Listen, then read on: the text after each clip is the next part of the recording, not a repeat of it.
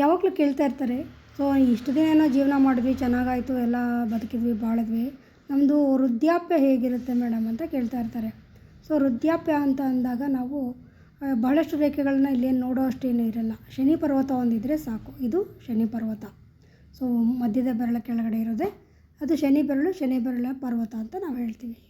ಒಂದೇ ಒಂದು ಲೈನ್ ಇದೆಯಪ್ಪ ನಮಗೆ, ಈ ರೀತಿಯಾಗಿ ಕರೆಕ್ಟಾಗಿ ನೋಡ್ಕೊಳ್ಳಿ. ಈ ರೀತಿ ಬಂದಿತ್ತು ಅಂದರೆ ಸೊ ನಿಮ್ಮ ಯಾರು ಇದ್ದಾರೋ ನಿಮ್ಮ ಮಕ್ಕಳು ಮೊಮ್ಮಕ್ಕಳು ಅವರೆಲ್ಲ ನಿಮ್ಮನ್ನು ತುಂಬ ಚೆನ್ನಾಗಿ ನೋಡ್ಕೋತಾರೆ ಅಂತ ಹೇಳ್ತೀವಿ. ಈ ಥರ ಇನ್ನೂ 3-4 ಲೈನ್ ಬಂದಿತ್ತು ಅಂದರೆ ಇನ್ನೂ ಸೂಪರಾಗಿ ಚೆನ್ನಾಗಿ ನೋಡ್ಕೋತಾರೆ. ಅಂದರೆ ತುಂಬ ಚೆನ್ನಾಗಿ ನಿಮ್ಮನ್ನು ವಿಚಾರಿಸ್ಕೊಂಡು ಆರಾಮಾಗಿ ಇಟ್ಕೊಂಡು ನೋಡ್ಕೊಳ್ತಾರೆ ಅಂತ ಹೇಳ್ತೀವಿ. ಆಸ್ತಿ ಎಲ್ಲ ಕಾಪಾಡ್ತಾರೆ ಅಂತ ಹೇಳ್ತೀವಿ. ಹಾಗೆಯೇ ಇನ್ನೊಂದು ಲೈನ್ ಬಂದಿರುತ್ತೆ ನಿಮಗೆ ಇಲ್ಲಿ, ಹಾರ್ಟ್ ಲೈನ್ ಈ ರೀತಿಯಾಗಿ ಬಂದಿತ್ತು ಅಂತಂದರೆ ಸೊ ಅದು ಕೂಡ ಈ ಲೈನ್ಗೆ ಟಚ್ ಆಗಿದೆ ಅಂತಂದರೆ ಇನ್ನೂ ತುಂಬ ಸೂಪರಾಗಿ ನೋಡ್ಕೋತಾರೆ. ಹಾಗೆಯೇ ಹಾರ್ಟ್ ಲೈನ್ ಕೊನೆಗೆ ಈ ರೀತಿ ಪುಕ್ಕ ಥರ ಬಂದಿರುತ್ತೆ. ಆ ಥರ ಬಂದರೂ ಕೂಡ ಮಕ್ಕಳು ಮೊಮ್ಮಕ್ಕಳು ಎಲ್ಲರೂ ಕೂಡ ನಿಮ್ಮನ್ನು ತುಂಬ ಕಾಳಜಿ ಮಾಡಿ ನೋಡ್ಕೊಳ್ತಾರೆ. ಕೊನೆಗಾಲದವರೆಗೂ ನಿಮ್ಮ ಸೇವೆನ ಮಾಡ್ತಾರೆ ಅಂತ ಹೇಳ್ತೀವಿ. ಭಾಳಷ್ಟು ನಿಮ್ಮನ್ನು ದೇವ್ರ ಥರನೇ ಪೂಜೆ ಮಾಡ್ತಾರೆ ಅಂತಲೇ ಹೇಳ್ಬೋದು. ಹಾಗಾಗಿ ನಿಮ್ಮ ವೃದ್ಧಾಪ್ಯ ತುಂಬ ಚೆನ್ನಾಗಿರುತ್ತೆ.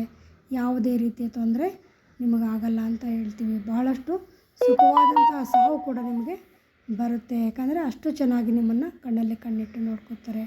ಸೊ ಇದಾದ ನಂತರ ಇನ್ನೂ ಕೆಲವು ಚಿಹ್ನೆಗಳನ್ನ ನಾನು ನಿಮಗೆ ತೋರಿಸ್ತೀನಿ. ಅದು ಶನಿ ಪರ್ವತದ ಮೇಲೆ ಈ ಥರ ಚೌಕಾಕಾರವಾಗಿ ಬರೋದು, ತ್ರಿಭುಜಾಕಾರವಾಗಿ ಬರೋದು, ಟ್ರಯಾಂಗಲು ಈ ರೀತಿಯಾಗಿ ಬಂತು ಅಂದರೆ ಭಾಳಷ್ಟು ಒಳ್ಳೆಯ ಸೈನ್. ಈ ಥರ ಬಂದರೂ ಕೂಡ ನಿಮ್ಮ ಮಕ್ಕಳು ಮೊಮ್ಮಕ್ಕಳು ನಿಮ್ಮನ್ನು ತುಂಬ ಚೆನ್ನಾಗಿ ನೋಡ್ಕೊಳ್ತಾರೆ. ನಿಮ್ಮ ವೃದ್ಧಾಪ್ಯ ಭಾಳ ಚೆನ್ನಾಗಿ